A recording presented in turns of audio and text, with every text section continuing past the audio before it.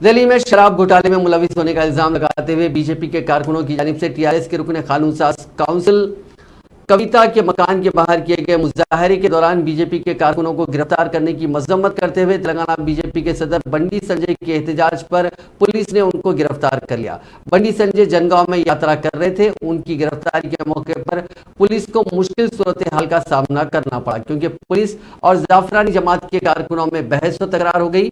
BJP कारकुनों ने police को बंडी संजय को गिरफ्तार करने से रोकने की कोशिश की, जिससे कुछ देर के लिए कशीदगी फैल गई। इस गिरफ्तारी के बाद पार्टी ने मंगल को रियासत भर में बंद की अपील की है।